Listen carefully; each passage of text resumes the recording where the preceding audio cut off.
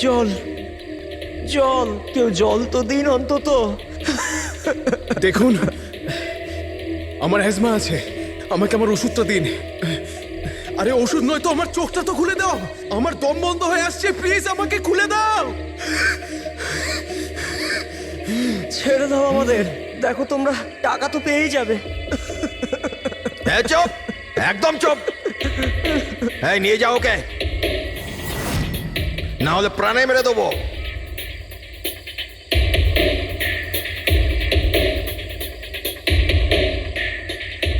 জল খাবি না? জল চাই, এনে। আরে আরে কেউ আমাকে ওষুধ তো দাও।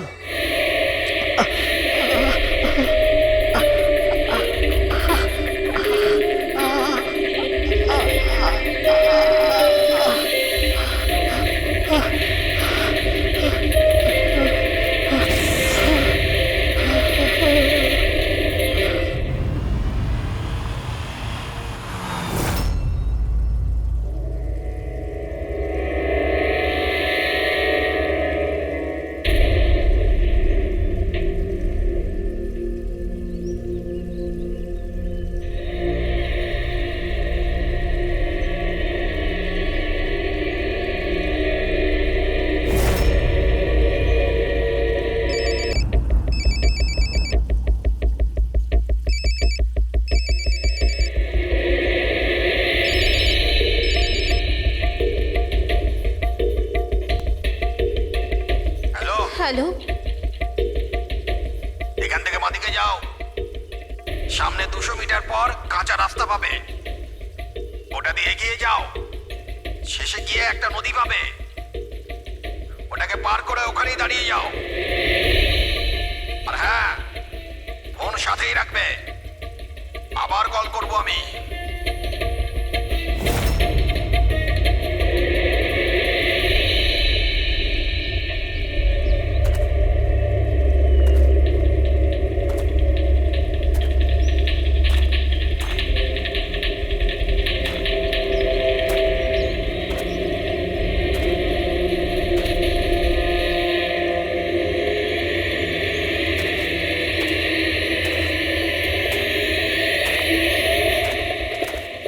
এই সীমার গল্পটা তো কেসে নতুন মোড় নিয়ে এলো। তারপর রবি, তোমার আইডিয়া তো কামাল করে দিয়েছে। স্যার, বলো পূরবী। স্যার একটা ক্লু পেয়েছি। কি?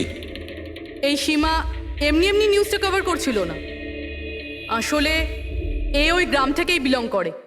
কি? হ্যাঁ স্যার, পড়াশোনা শেষ করার পর এ শহরে চলে আসে, কিন্তু এর পরিবার এখনো ওই গ্রামেই আছে, আর এই ফ্যাক্টরির জন্যই ওদের অনেক লোকসান হয়েছে। কিন্তু সীমা তো এই কথাটা আমাদের বলেনি। হ্যাঁ স্যার, এরকম তো কোনো কথাই বলেনিও। সেটাই তো। তার মানে স্যার, এই সীমারও তো মোটিভ ছিল এসব ঘটনায় জড়িত হওয়ার জন্য। হ্যাঁ, হতেই পারে। ওই পেন ড্রাইভটা ওই পেয়েছিল, ওই কিডন্যাপাররা ফোন কলে ওকেই করেছিল।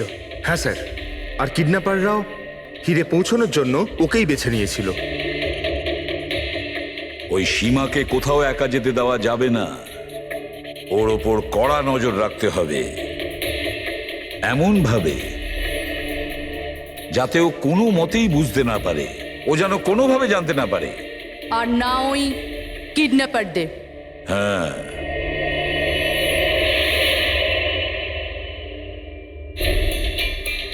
পঙ্কজ, এটা একটা মাইক্রো ট্র্যাকার। ব্যাস, এইবার এটা যে কোনোভাবে এই ক্যাপসুলটা সীমাকে খাওয়াতে হবে। আমাদের কাজও হয়ে যাবে, আর ও বুঝতেও পারবে না।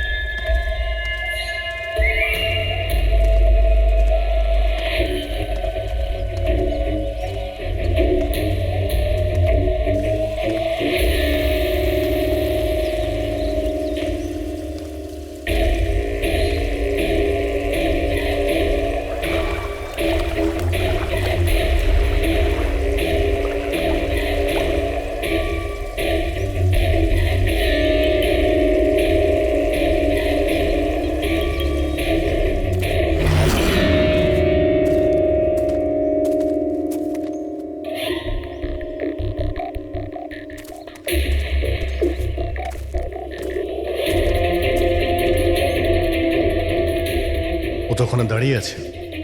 অ্যালার্ট থাকো সবাই, যখন তখন আসতে পারে ওরা।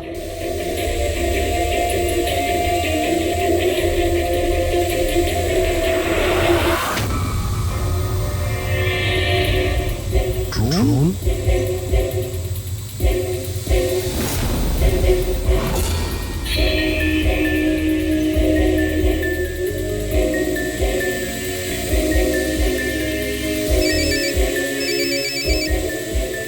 হ্যালো, একটা কাজ করো, তোমার হাতে যে হিরের পাউচটা আছে ওটা ড্রোনে বেঁধে দাও।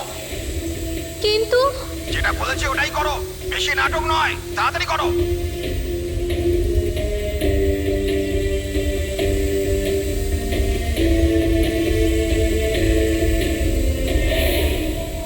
হিরে তো ড্রোনে বেঁধে দিচ্ছে।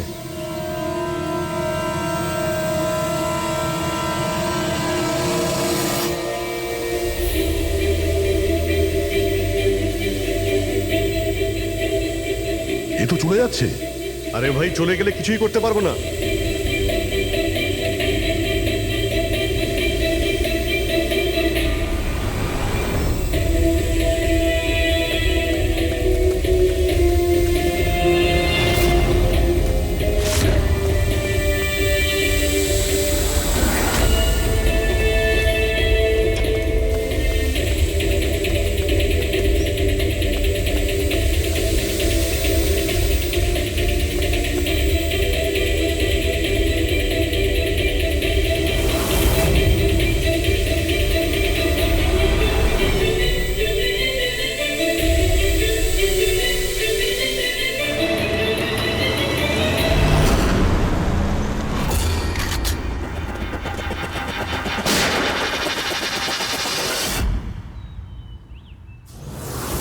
শিট! স্যার, এবার তো হিরেও ওদের কাছে আছে। স্যার, এদিক থেকে কোনো আওয়াজ আসছে। স্যার, স্যার, এদিক থেকে কোনো আওয়াজ আসছে। Sir,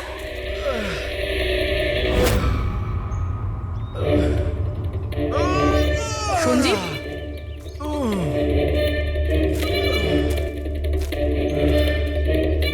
oh no, Murali?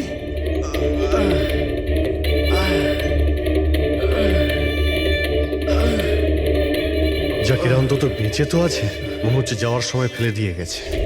হ্যাঁ মিস্টার বিক্রান্ত, এই সঞ্জীব আর মুরলি এদেরকে আমরা পেয়ে গেছি, কিন্তু ওদের দুজনের অবস্থা খুব খারাপ। আপনারা একটা কাজ করুন, আমাদের কোম্পানির গেস্ট হাউস পাশেই আছে, ওদের ওখানে নিয়ে আসুন। সমস্ত মেডিকেল ফ্যাসিলিটিস ওদের ওখানেই দেওয়া হবে। ঠিক আছে। স্যার, এই সঞ্জীব আর মুরলি, কমপক্ষে এদের জীবনটা তো বেঁচে গেল। হ্যাঁ, কিন্তু ওরা কারা ছিল? কারা ছিল ওরা?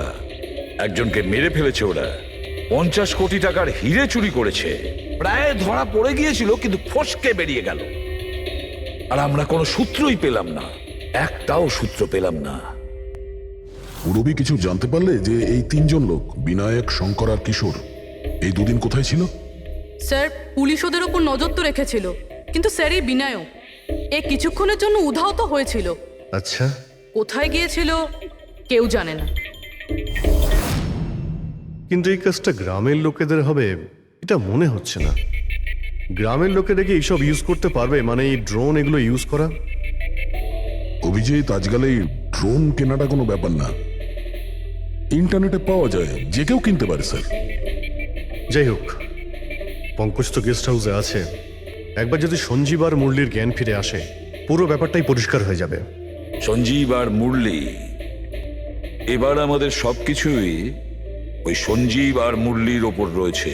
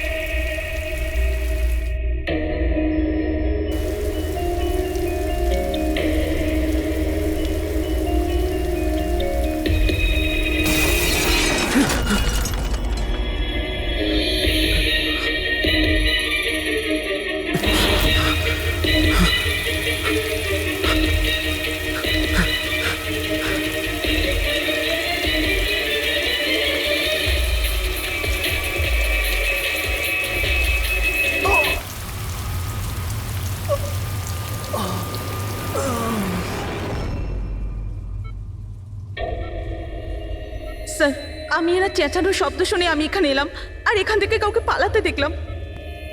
স্যার আমরা তো ভেবেছিলাম যে সব কিছু শেষ হয়ে গেছে, সব কিছু ঠিক হয়ে গেছে। স্যার ওরা তো হিরেটাও পেয়ে গিয়েছিল, তাই না? তাহলে এই খুন দেখুন না স্যার, মুরলি এখনো কত শক পেয়ে আছে। আপনাদের মধ্যে কেউ কি ওর মুখটা দেখতে পেয়েছিলেন? না স্যার। পঙ্কজকে জিজ্ঞাসা করি, হতে পারে ওই লোকটার মুখ দেখেছে। পঙ্কজ কোথায়? পঙ্কজ পাশের ঘরেই আছে, ডক্টর ওকে চেক করছে। আমি দেখছি। পঙ্কজ, তুমি ঠিক আছো? He is absolutely fine now. Thank you. কি হয়েছিল কি এখানে exactly? Sir I am really sorry sir, আমি ঘুমিয়ে পড়েছিলাম। স্যার অ্যাকচুয়ালি হয়েছিল কি বলুন তো, সঞ্জীব আর মুরলির ঘরে যখন যাই তখন ওরা ঘুমোচ্ছিল, তাই আমি বাইরে চলে আসি হলেও কিছু লোক ঘুমোচ্ছিল। ওখানে পাশেই একটা চেয়ার রাখা ছিল, ওখানে গিয়ে বসে পড়ি স্যার। জানি না বসে থাকতে থাকতে কখন ঘুমিয়ে পড়েছি, আর কিছু মনে নেই স্যার।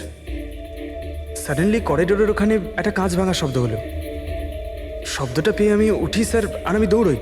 ওখানে যখন পৌঁছই স্যার, আমি এদিক ওদিক দেখতে থাকি, কি জানি কি হলো। তারপর পেছন থেকে কেউ খুব জোরে আমাকে মারলো। যে লোকটা তোমার মাথায় মেরেছে তার মুখটা তুমি দেখেছো? মানে গ্রামেরই কোনো লোক ছিল কি? হ্যাঁ, সে তো গ্রামের লোকই হবে। স্যার ওরা কিন্তু হিরে পেয়ে যাওয়ার ঠিক পরেই সঞ্জীব আর মুরলিকে ছেড়ে দিয়েছিল। তারপরেও এসব। হয়তো সঞ্জীব এমন কিছু দেখে ফেলেছিল যা ওর দেখাটা উচিত হয়নি।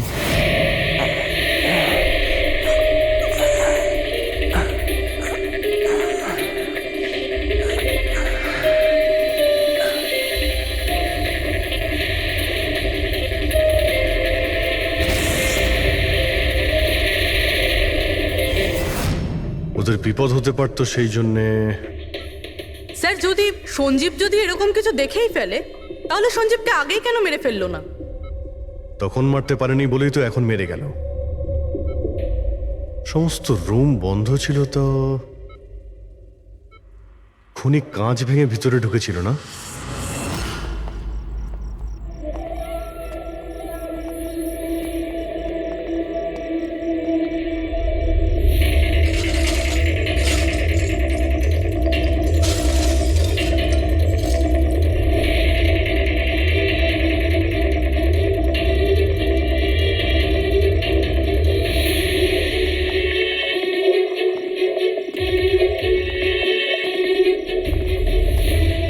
এখন কেমন আছো? কাঁচটা তো বাইরে থেকেই ভেঙে দিয়েছে।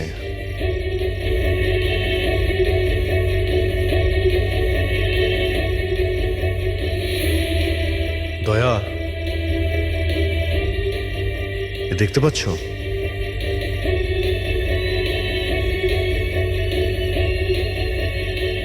এটাই ব্যাপার। মেরে দিয়েছে, সঞ্জীবকে মেরে দিয়েছে, আর এরা আমাকেও ছাড়বে না। কিচ্ছু হবে না তোমার। যদি মারতেই হতো তোমাকে তাহলে ও ওখানেই মেরে দিত। সঞ্জীবের কাছে শেষবার কে গিয়েছিল? আগে আমি গিয়েছিলাম, প্রায় 1টার সময় ওর জ্ঞান ফিরেছিল কিছুক্ষণের জন্য, আর জ্ঞান ফিরতেই ও প্রীতির সাথে কথা বলতে চাইছিল। তো আপনি কথা বলেছিলেন? হ্যাঁ স্যার, যখন ডক্টর আমাকে বললেন তখন আমি ওনার সাথে কথা বলতে গেছিলাম স্যার। ও যত তাড়াতাড়ি সম্ভব ওর নিজের ফ্যামিলির কাছে যেতে চাইছিল। আমি ওকে বললাম যে কাল সকালের মধ্যেই ব্যবস্থা করে দেবো। তারপর তো ও ঘুমিয়ে পড়েছিল স্যার, আমারও এখানে একটু চোখ লেগে গেছিল। হ্যাঁ স্যার, প্রায় রাত 3টে নাগাদ ওর ঘর থেকে চিৎকারের আওয়াজ এলো। ওখানে পৌঁছে দেখি স্যার, কোনো গ্রামের মানুষ আমার পাশ দিয়ে তাড়াতাড়ি পালিয়ে গেল। ও, তো কেউ কাঁচ ভেঙে ভিতরে ঢোকে?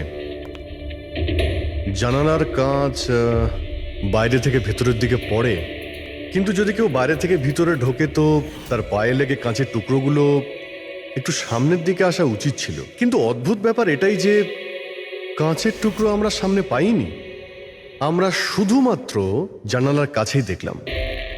জানেন কিভাবে? ওটা এইভাবে যে কেউ জানলা থেকে ভেতরে আসেইনি, সির্ফ কাঁচ ভেঙে জানলার ও ওখান থেকে পালিয়ে গেছে। এ কিরকম কথা বলছেন আপনারা? যদি কেউ রুমের ভিতরে নাই আসে তাহলে সঞ্জীবের খুন হলো কি করে? করেনি, খুন সে করেনি। প্রীতিদেবী, আমি আপনাকে একটা প্রশ্ন করব। যদি কেউ বাইরে থেকে ভিতরে না আসে তাহলে রাত 3টের সময় আপনি কাউকে ভিতর থেকে বাইরে যেতে কি করে দেখলেন? তুমি ওই খুনিকে দেখোইনি, সেটা এই জন্যেই যে ওই খুনিটা আর কেউ ছিল না, তুমি নিজে ছিলে। প্রীতি? সঞ্জীব যখন আমাকে দেখা করার জন্য ডাকলো তখন ও খুব চিন্তিত ছিল। তখন ও আমাকে বললো যে গুহার মধ্যেও কিছু দেখেছিল।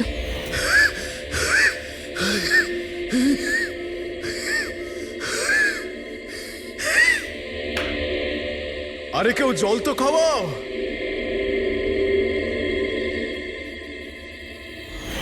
এসব কি বলছো তুমি? এরকম কিচ্ছু নয় স্যার। এটাই সত্যি, আর এখন মিথ্যে কথা বলে কোনো লাভ নেই। সঞ্জীব সত্যিটা জেনে গেছিল যে মুরলি কিডন্যাপ হয়নি, বরং ও নিজেই এই প্ল্যানের সাথে যুক্ত ছিল। ও গিয়ে পুলিশকে সমস্ত কথা বলে দিতে চাইছিল। আমি ওকে বললাম আমরা কাল সকালে গিয়ে মিডিয়া আর পুলিশকে সব কিছু বলে দেবো, আর ও গিয়ে শুয়ে পড়লো। ও বেচারি জানতোই না যে ওই মুরলির সাথে তুমিও এই ঘটনায় যুক্ত ছিলে। স্যার, আমাদের প্ল্যান একদম পারফেক্ট ছিল। 50 কোটি টাকার হিরে আমাদের পকেটে ছিল, আর কেউ কিছু জানতও না। কিন্তু সঞ্জীব শেষ মুহূর্তে সব কিছু বিগড়ে দিতে চাইছিল। তাহলে আমি কি করতাম স্যার? এই জন্য যাদের দিয়ে আমি কিডন্যাপিং এর নাটক করিয়েছিলাম, ওদের মধ্যে একজনকে আমি আবার ডেকে পাঠিয়েছিলাম, আর ওকেই বলেছিলাম জানলার কাজটা বাইরে থেকে ভেঙে দিতে, যেটা দেখে মনে হয় যে গ্রামের লোকেরা বাইরে থেকে এসে ভেঙেছে। আর এখানে মুরলি সঞ্জীবকে খুন করে। অপরাধী যতই চালাক হোক না কেন, একটা ভুল অবশ্যই করে, আর সেই ভুল যা তাকে জেলের গরাদের পিছনে নিয়ে যাওয়ার জন্য যথেষ্ট হয়। যেমন তোমরা। এবার তো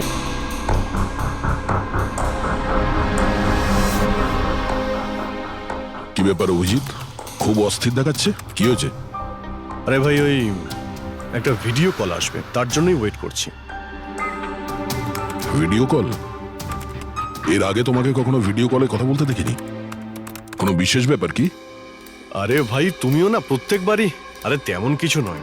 আরে আমাদের কেতনবাবু ছিলেন না, ওই ক্রাইম ব্রাঞ্চের।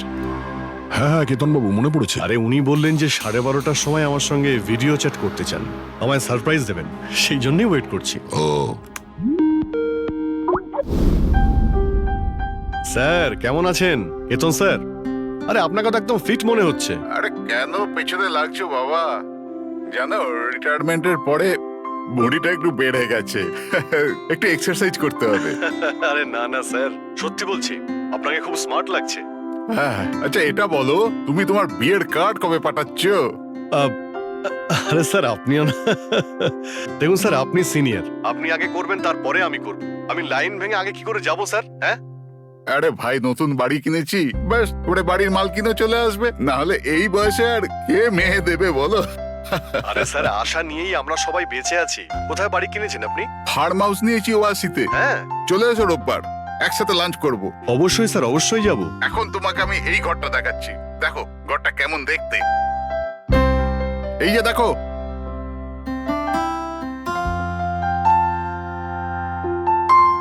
এবার আমি তোমাকে দেখাবো আমার স্টাডি রুম।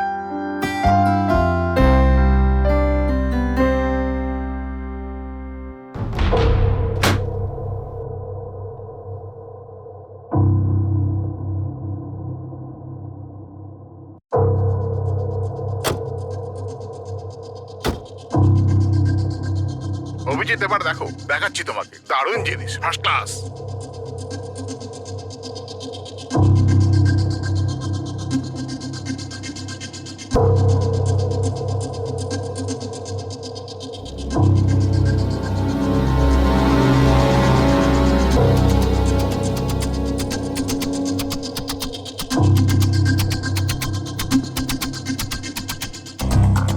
দেখলে অভিজিৎ, এটা হলো আমার স্টাডি রুম। স্যার খুব ভালো হয়েছে, খুব ভালো। স্যার রুমটা একটু খালি খালি লাগছে, যখন ফার্নিচার এসে যাবে রুমটা কিন্তু দারুণ লাগবে স্যার। স্যার কি হলো?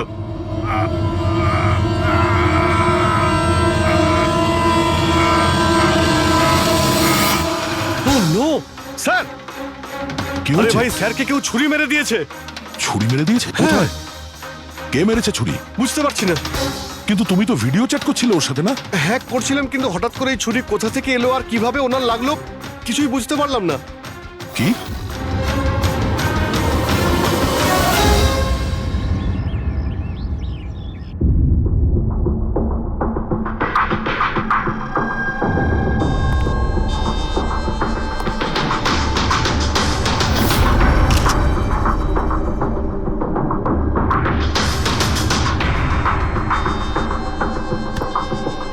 তুমি ঠিক আছো? হ্যাঁ ভাই, বুঝতে পারছি না এসব কি করে হয়ে গেল। স্যার স্যার কেতন স্যার তো 100 জনেরও বেশি আসামিকে জেলে পৌঁছেছেন। হতে পারে ওদের মধ্যেই কোনো একজন আসামি এই সব করেছে। হ্যাঁ, কিন্তু কিভাবে, কখন?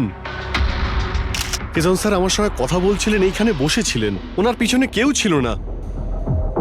তাহলে হঠাৎই ছুরিটা কে মারলো আর কিভাবে মারলো? তুমি একদম শিওর যে ঘরের মধ্যে আগে থেকে কেউ ঢুকে বসেছিল না? আরে না ভাই, কেতন স্যার ভিডিও চ্যাটে উনি পুরো রুমটা দেখাচ্ছিলেন, আমরা কথা বলছিলাম, আর রুমটা দেখো, এখানে কোনো জায়গাই নেই, সব কিছু তো খোলা, কেউ কোথায় কিভাবে লুকোতে পারে?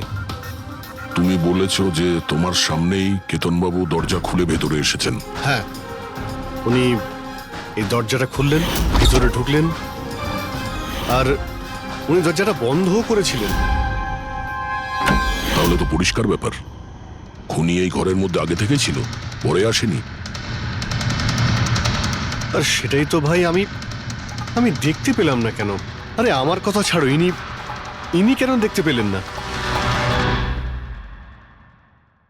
স্যার এই রুমটাতে আসার আর কোনো রাস্তা নেই, এই দরজাটা ছাড়া। জানলা টানলা কিছুই নেই। পুরবি, এই রুমটা আবার ভালো করে চেক করো, কোনো না কোনো গুপ্তগত হতেই হবে এই রুমের। স্যার স্যার আমি 3 বার চেক করেছি, প্রত্যেকটা জায়গা, প্রত্যেকটা কোণা, সবকিছুই। সত্যি এই রুমে আসার আর কোনো রাস্তা নেই। কোনো না কোনো গুপ্ত রাস্তা তো হবেই এই রুমের, কিছু গন্ডগোল আছে এখানে, না হলে এটা সম্ভব নয় যে অভিজিৎ ওই খুনিকে দেখতে পায়নি। এই কেতনবাবু এখানে একাই থাকতেন না? হ্যাঁ, একাই থাকতেন, এখানে কেয়ারটেকার থাকতো। তাহলে এটা জানতে হবে যে কে কে ওনার সঙ্গে দেখা করতে আসতো, আর কে কে জানতো কেতনবাবুর এই নতুন বাড়ির ব্যাপারে। পঙ্কজ স্যার। এই কেয়ারটেকারকে ডেকেছো তুমি? হ্যাঁ স্যার, কথা হয়েছে, আসছে। ফ্রেডি, প্রত্যেকটা ফিঙ্গারপ্রিন্ট নেবে, একটা যেন বাদ না যায়। হ্যাঁ স্যার, প্রতিটা কোণের ফিঙ্গারপ্রিন্টস তুলে আনবো স্যার। স্যার, আমি তো দুদিনের ছুটিতে গেছিলাম, আমি কি করে জানবো যে এরকম এত বড় একটা ঘটনা ঘটে যাবে? তুমি ছাড়া এখানে আর কে কে আসতো? কেতন স্যার আর কার্পেন্টার। কতজন কার্পেন্টার ছিল? 3টে।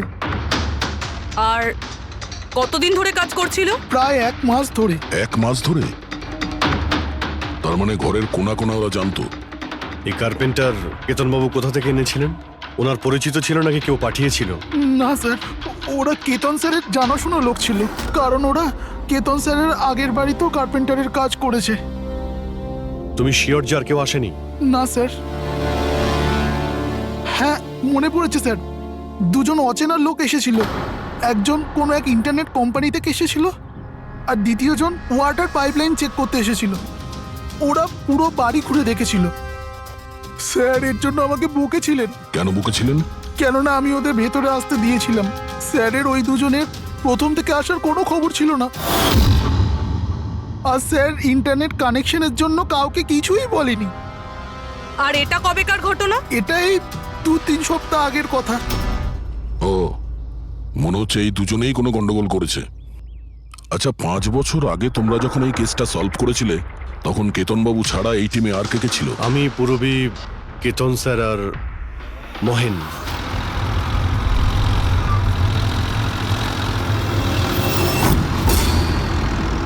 ওই মহিলার প্রাণের ঝুঁকি আছে, আর ওইখানে আশেপাশেই আছে। হ্যাঁ স্যার, তাড়াতাড়ি পৌঁছে যাবো।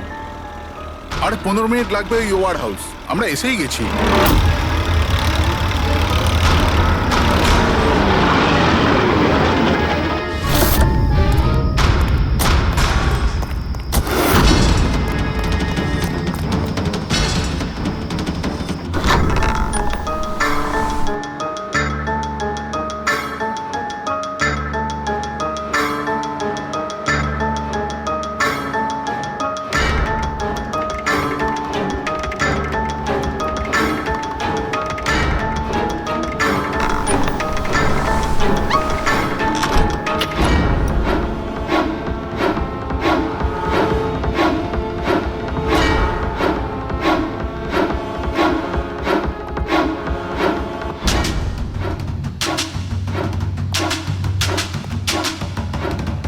স্যার, এখানে তো কোনো মহিলাকে দেখতে পাচ্ছি না, আর ওই অপরাধীও নেই। ওটা কোনো মিথ্যে কল ছিল না তো? কোনো কারণ তো হবেই যে কেউ আমাদের ফোন করে এখানে ডাকলো, আর সেই কারণ এই আশেপাশেই আছে।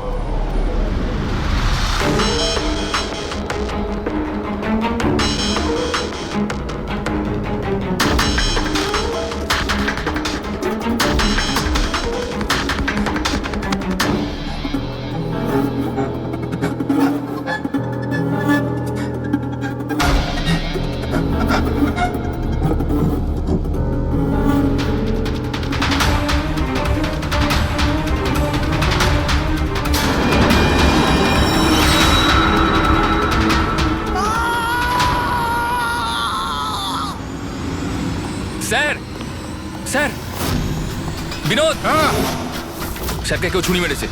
Sir, sir, oh no, oh no, he is dead. তুমি দরজাটা দেখো, দরজা দেখো তাড়াতাড়ি। আরে দরজা তো ভেতর থেকে বন্ধ, তার মানে খুনি ঘরের ভেতরেই কোথাও আছে। ওদিকে দেখো, তুমি ভেতরটা দেখো, তাড়াতাড়ি যাও। দেখছি।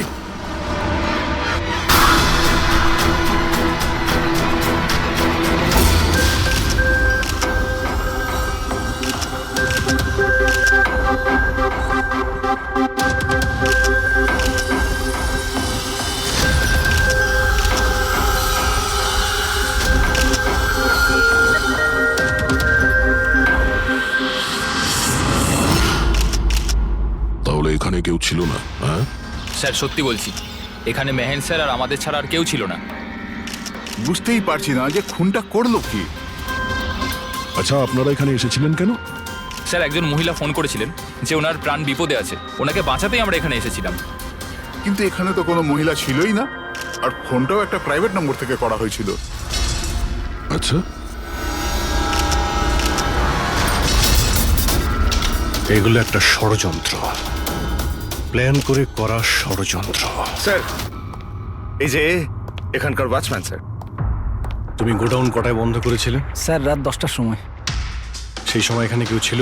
না স্যার, ভালো করে চেক করেছিলাম, কেউ ছিল না। আপনারা এই রুমের দরজাটা খোলা রাখেননি তো ভেতরে আসার পরে? না, ভেতরে ঢুকতেই আমরা সবার আগে দরজাটা ভেতর থেকে বন্ধ করে দিয়েছিলাম। স্যার, খুন হওয়ার পরেও আমরা দরজা চেক করেছিলাম, ভেতর থেকে বন্ধই ছিল।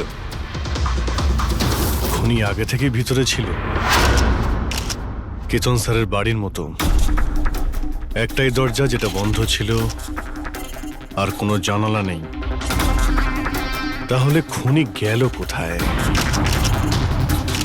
স্যার, আবারও একজন এমন অফিসারের খুন হয়েছে যাকে আমরা চিনি। আমার মনে হচ্ছে খুনিকে আমি চিনি। অভিজিৎ, তুমি কি করে খুনিকে চিনবে? তুমি তো দেখোইনি খুনিকে। বার বুঝে গেছি স্যার, আপনি কার দিকে ইঙ্গিত করছেন।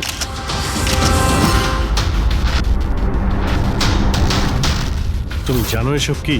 হ্যাঁ, এটা এশিয়ার নামকরা ক্লাসিক আর্টওয়ার্ক, কিন্তু এসবের এই কেসের সঙ্গে কি সম্পর্ক? যেটাকে তুমি এশিয়ার বিখ্যাত আর্টওয়ার্ক ভাবছো, সেটা আর্টওয়ার্ক ঠিকই, কিন্তু অরিজিনাল নয়।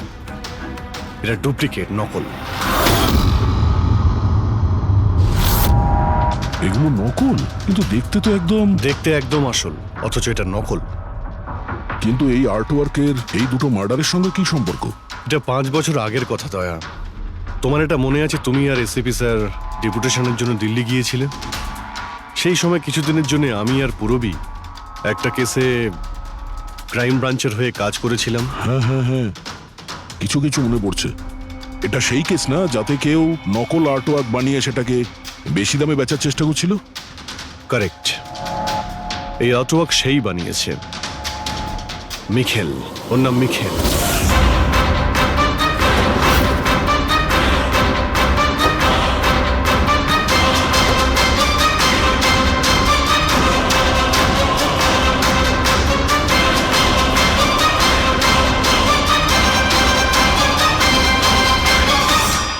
এমনটা নয় যে ওর প্রতিভা বাকি শিল্পীদের থেকে অনেক কম ছিল, তবে সত্যি কথা বলতে ও ওদের থেকে অনেক বেশি ট্যালেন্টেড ছিল। আর সেই জন্যই হয়তো ও একদিন ভেবেছিল যে অরিজিনাল পেন্টিং তো সবাই বানাতে পারে, কিন্তু অরিজিনালের মতো সেম কপি বানানো সবার পক্ষে সম্ভব নয়। আর এই কাজে এত টাকা ছিল যে ওর আসল পেন্টিং বানানোর কোনোদিনও প্রয়োজনই হয়নি। ও কোটি কোটি টাকা ইনকাম করেছিল মহান আর্টিস্টের অরিজিনাল পেন্টিংয়ের নকল পেন্টিং বানিয়ে। আর ওর কাজ এতটাই ভালো ছিল যে কেউ বলতে পারতো না যে পেন্টিংটা আসল না নকল। অনেকবার তো 30-40 বছরের আগের ক্যানভাসের পেন্টিং করেছে ও, অথচ সেটা কারো পক্ষে ধরাই সম্ভব ছিল না। কিন্তু একদিন পরিস্থিতি এমন হলো, অনেক আর্ট প্রেমী যখন কোটি কোটি টাকা লস করলো, তখন ক্রাইম ব্রাঞ্চ মিখেলকে ধরার দায়িত্ব আমাদের 4 জন অফিসারকে দেয়। কেতন স্যার, মহেন, পুরবী আর আমি। মিখেলকে ধরা এত সহজ ছিল না, কিন্তু কথায় আছে না, পিঁপড়েকে ধরতে হলে মিষ্টির ব্যবহার করতে হয়। আর এই পিঁপড়ের মিষ্টি ছিল ওর পুরনো ক্যানভাস আর সেই কেমিক্যাল যেগুলো ব্যবহার করত 200 থেকে 250 বছরের পুরনো পেন্টিং তৈরি করতে। আমরা সমস্ত আর্ট গ্যালারি আর দোকানে নজর রাখতে শুরু করে দিই যেখানে এইসব জিনিস পাওয়া যেত। যারা এই সমস্ত জিনিস কিনতে আসতো তাদের পুরো ঠিকুজি কুষ্টি পার করতাম আমরা।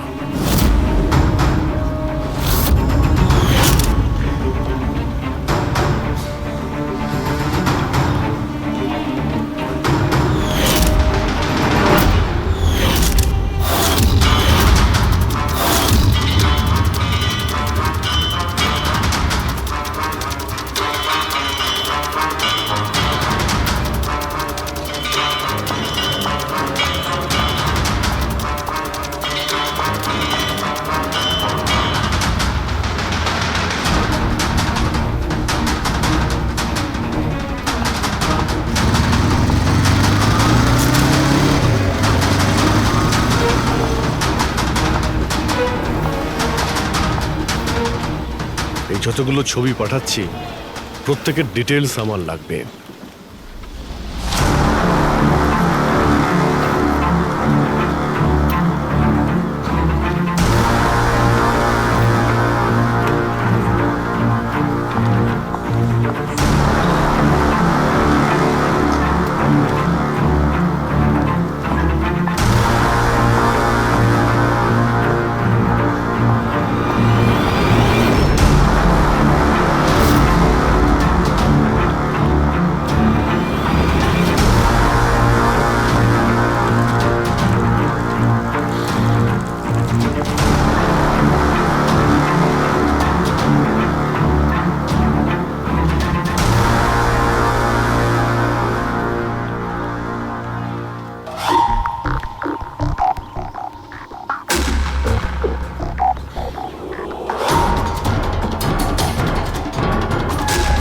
আর তারপরে 1 সপ্তাহ পরে আমরা এমন একটা মেয়েকে দেখলাম যে জিনিসপত্র তো কিনতো, কিন্তু তার কোনো আর্ট ব্যাকগ্রাউন্ড ছিলই না। নিশ্চয়ই কোনো গন্ডগোল আছে স্যার। এই মেয়েটা ব্যাংকে কাজ করে, এর এই জিনিসগুলো কেন প্রয়োজন পড়ে, তাও আবার প্রত্যেক দ্বিতীয় দিন? হ্যাঁ স্যার, এই মেয়েটার প্রবলেম তো আছে মনে হচ্ছে।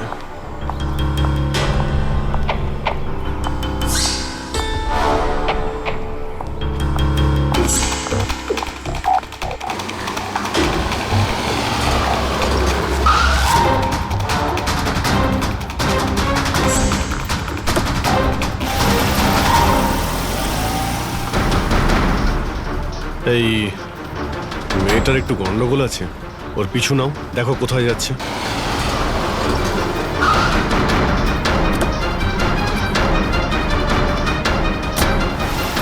স্যার, আমি ওকে 3 দিন ধরে ফলো করেছি, কিন্তু কিছু জানতে পারিনি। কারণ ও এই সমস্ত জিনিস নিয়ে ওর বাড়ি চলে যেত, কিন্তু 4র্থ দিন ও অন্য কোথাও গেল।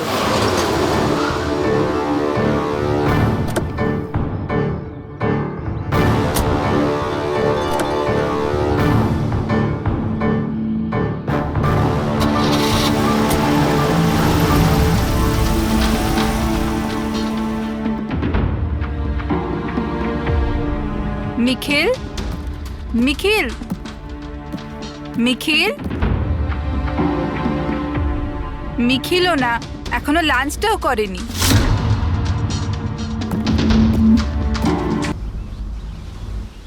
এখনো লাঞ্চও করনি? এত কি কাজে ব্যস্ত থাকো যে খাওয়ার টাইম থাকে না? তোমায় দেখলেই তো আমার পেট ভরে যায়। জানো, বেবিকে মাখন লাগানোর না, এটা অনেক পুরনো আইডিয়া। মাখন নয়, সত্যি বলছি, তোমার মতো ভালোবাসতে পারে এমন জীবনসাথী কোথায় পাবো আমি, যে আমার জন্য নিজেকেও বিপদে ফেলতে পারে। আমি তো তোমার জন্য নিজের জীবনটাও দিতে। খবরদার, এরকম কথা যদি আরেকবার তুমি বলেছ, যদি তোমার কিছু হয়ে যায় না, আমি এই দুনিয়াটাকে আগুন লাগিয়ে দেবো। এত ভালোবাসো আমায়? নিজের থেকেও বেশি। যদি আমি কিছু চাই, তুমি আমায় দেবে? আমি জানি তুমি আমার থেকে কি চাইবে, যে আমি কেন সবকিছু ছেড়ে দিচ্ছি না। জানোই যখন, তাহলে তুমি কেন ছেড়ে দাও না?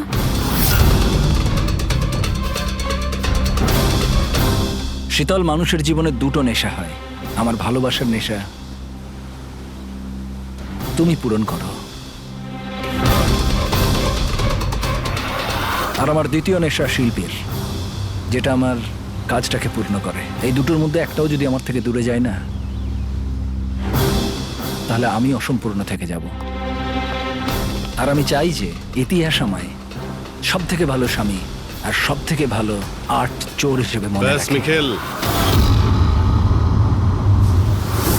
অনেক ইতিহাস লিখেছ, বাকি জীবনটা জেলেই কাটিও।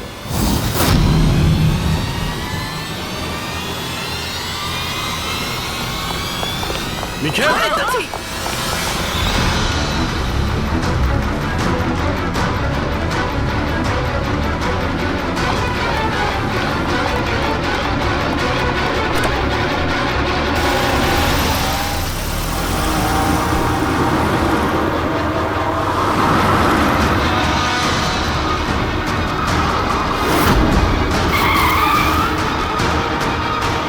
প্লিজ আমার কথা শোনো, জেদ করো না।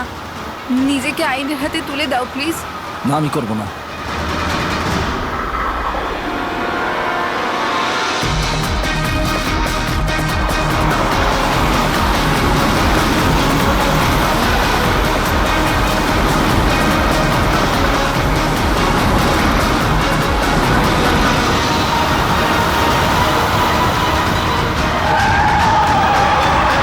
নিখিল!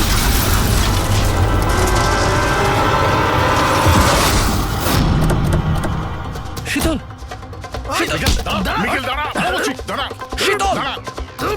শীতল, চোখ খোলো, শীতল।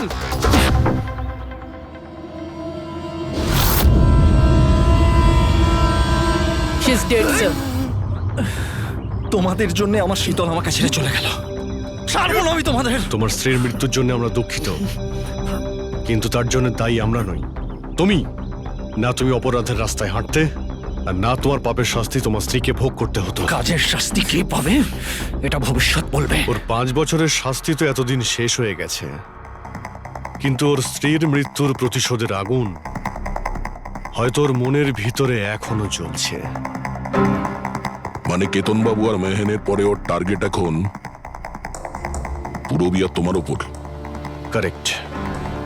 কিন্তু স্যার, ও এসব করছেটা কি করে? কারণ নজরে পড়ছে না কেন? এবার এই রহস্যের পর্দা তো মিখেলই তুলতে পারবে।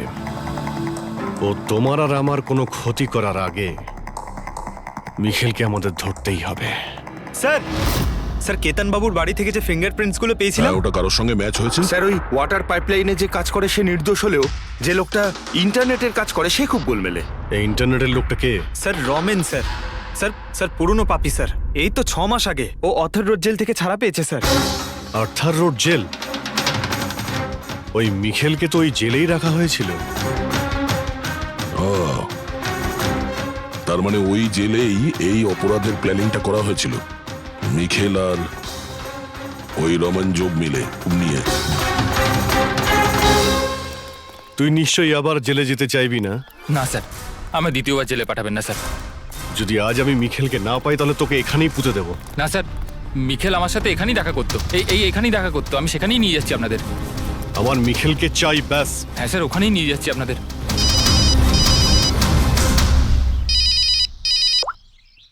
হ্যাঁ শান্তি, কি বাবা শরীর খারাপ করছে? কিন্তু এরকম হঠাৎ? আমি তো কেসের ইনভেস্টিগেশন করতে এসেছি। কি হয়েছে? স্যার ওই বাবা একটু অসুস্থ হয়ে পড়েছে। ওই শান্তি নার্স যে আমার বাবার দেখাশুনো করে, সেই ফোন করেছিল। ঠিক আছে, তুমি যাও, আমরা দেখে নিচ্ছি। কিন্তু স্যার। যাও, আর কোনো প্রয়োজন পড়লে ফোন করবে।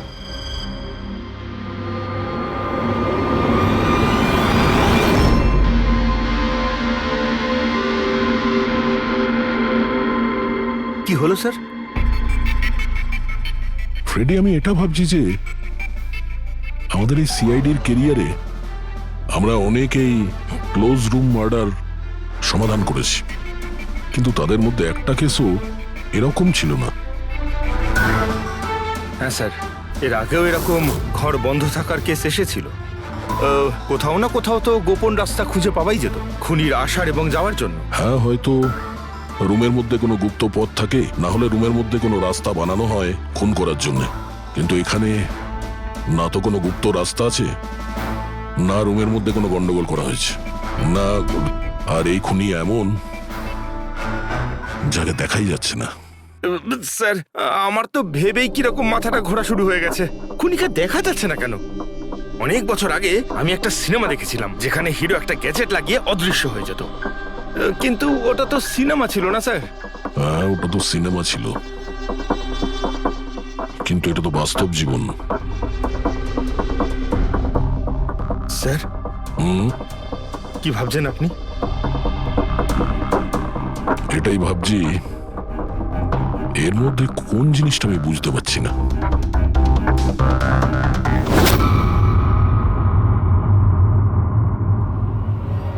ও মাই গড, তার মানে এই ব্যাপার।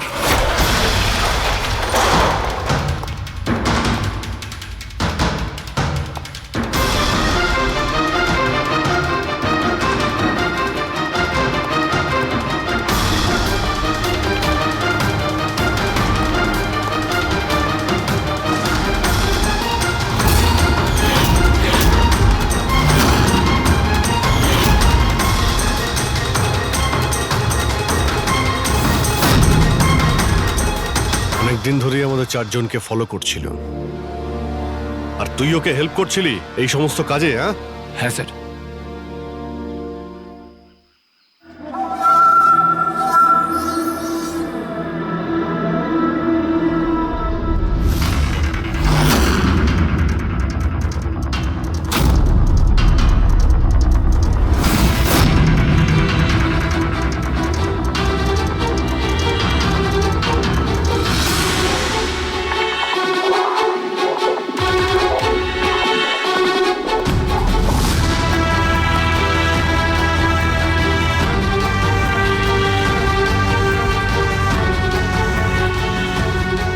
কিন্তু এই ওয়ালপেপার, ফার্নিচার, এসবের ছবি কেন নিয়েছিলি? হ্যাঁ, ওই মিখেল যেমন যেমন বলেছিল আমি সেরামই ছবি নিয়েছিলাম স্যার।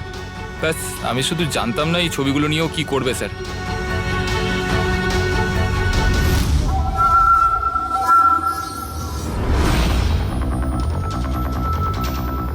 তাহলে কি এই ছবির মধ্যেই লুকিয়ে রয়েছে খুনের রহস্য?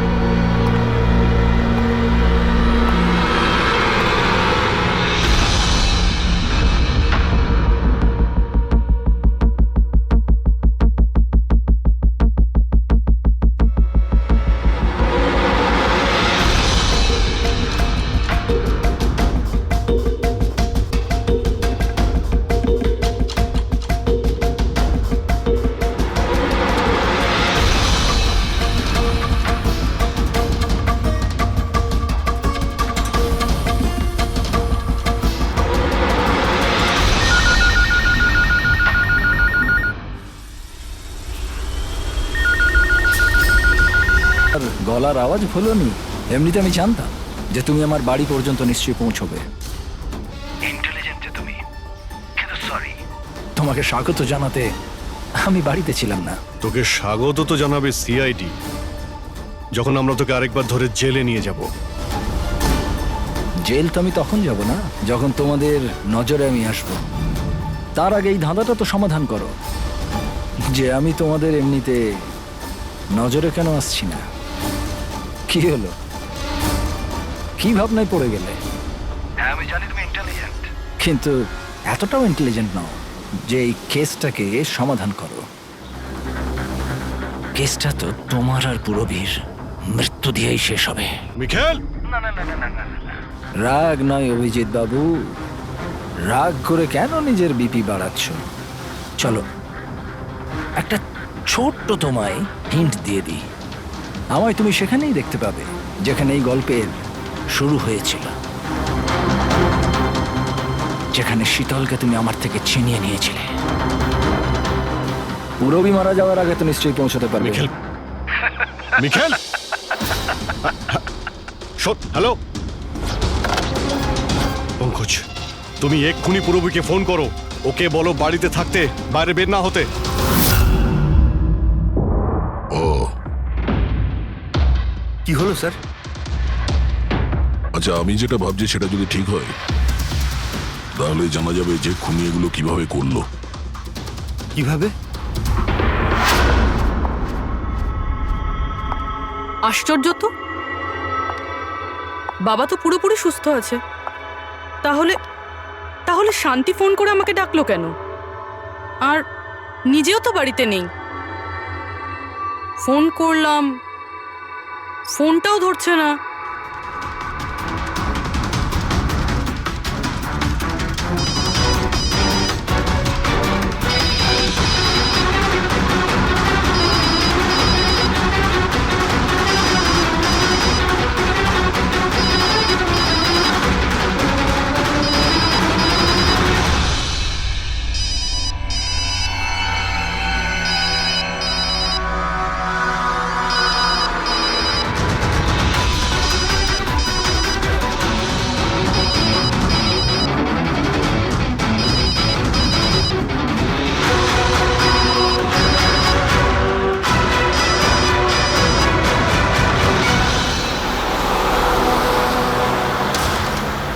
স্যার এই পুরবী তো ফোনই তুলছে না।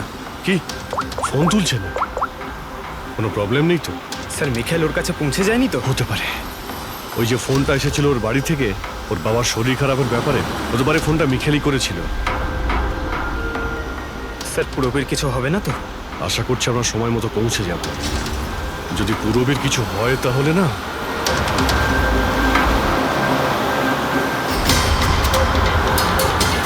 এসে গেছি। এটা সেই জায়গা যেখানে মিখেলের ওয়াইফ মারা গিয়েছিল।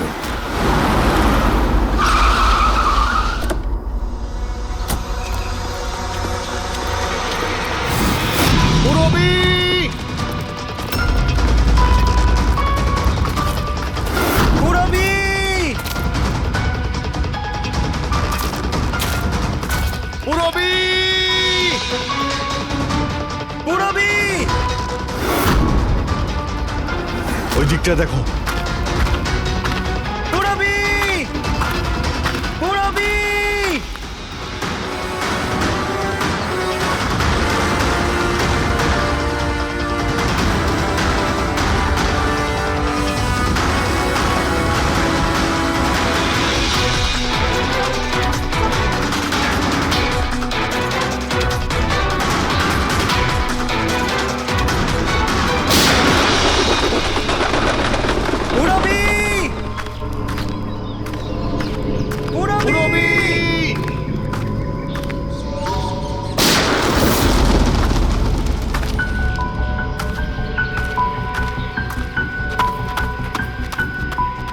স্যার, হ্যাঁ পঙ্কজ, জানি না স্যার কে গুলি চালালো।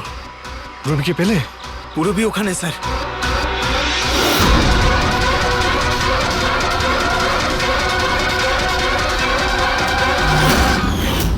ও নো, পঙ্কজ অ্যালার্ট থাকবে, আমাকে কভার করো। আমি যাচ্ছি পুরবীর কাছে।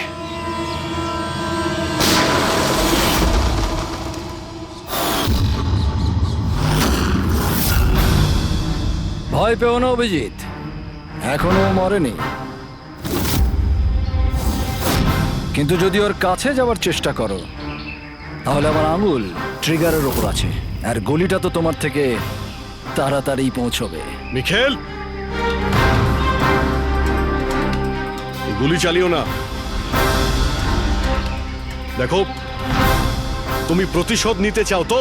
দেখো আমি এসে গেছি, তুমি পুরবীকে যেতে দাও। খবরদার, কোনো চালাকি নয় অভিজিৎ, কারণ তুমি আমাকে দেখতে পাবে না, কিন্তু আমি তোমায় ভালো করে দেখতে পাবো।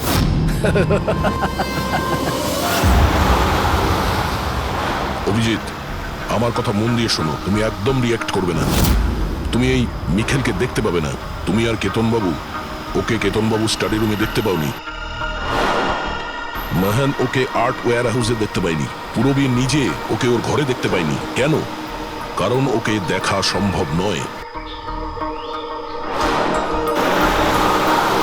ও যেখানে যেখানে অন্যায় করে সেখানকার কোণে কোণে ও লুকিয়ে পড়ে। ওই রুমে, ওই ডেকোরেশনে ও এমন ভাবে লুকিয়ে পড়ে কেউ বলতেই পারবে না যে ও আর্ট পিস না, একজন মানুষ। কেতনবাবুর রুমে ও ওয়ালপেপার হয়ে গেছিল, ওয়ালপেপার।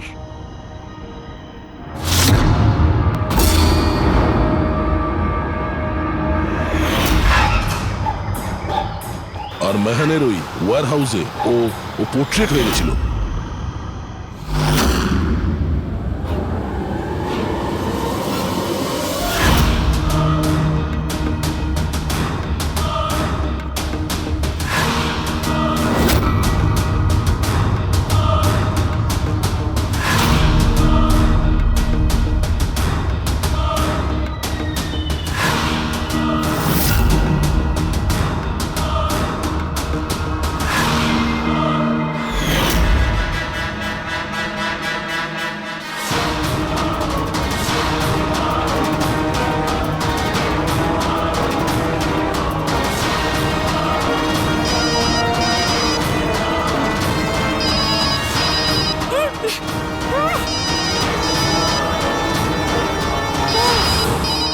এটা আমি তখনই বুঝতে পারলাম যখন ওয়্যার হাউসের ক্রাইম সিনের ফটোগুলো আমি দেখলাম।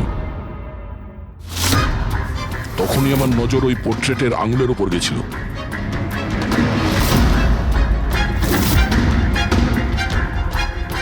ও পোর্ট্রেট ছিল না, ওই মিখেল ছিল, মিখেল। ওকে দয়া, পঙ্কজ সাবধানে, পঙ্কজ সাবধানে, জঙ্গলে লুকিয়ে আছে। পঙ্কজ, তুমি এখানেই থাকো, পুরবীর দিকে নজর রাখবে। মিখেল, আমরা কিছুই করব না, আমরা এখান থেকে চলে যাচ্ছি। তবে তুমি পুরবীকে ছেড়ে দাও প্লিজ।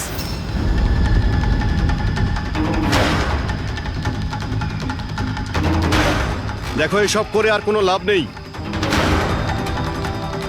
আমি এখানে এসে গেছি, তুমি তুমি বলো কোথায় যেতে হবে, আমি চলে যাচ্ছি।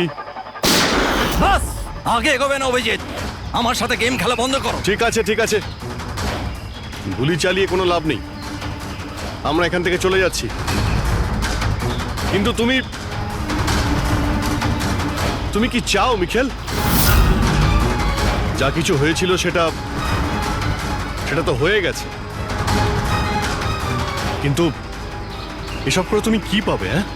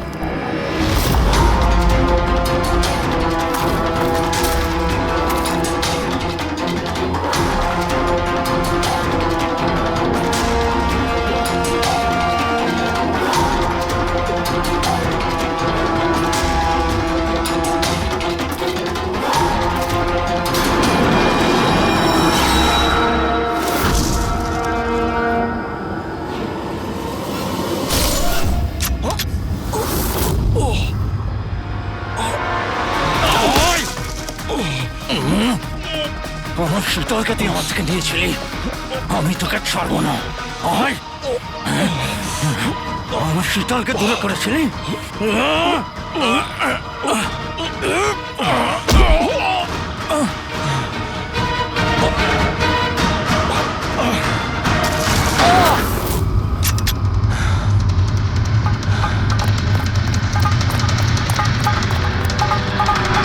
মুরব্বি, তুমি ঠিক আছো তো? তোর আসল জায়গা জেলে, আর এইবার তুই বাইরে আসবি না, সোজা ফাঁসিতে ঝুলবি। আমার বউয়ের জ্বলন্ত চিতা দেখে আমি শপথ নিয়েছিলাম যে যতক্ষণ না তোমাদের চারজনকে আমি শ্মশানে পাঠাবো, না বেঁচে থাকবো না মরবো। দুজন তো গেল, এখন তোমরা দুজন বেঁচে। তোমাদের আইনকে বলো যেন শক্ত থেকে শক্ত জেল বানাই, কারণ এবার কোনো জেলই তোমাকে আমার থেকে বাঁচাতে পারবে না। ঠিক আছে, চলো নিয়ে যাও একে। চল চল।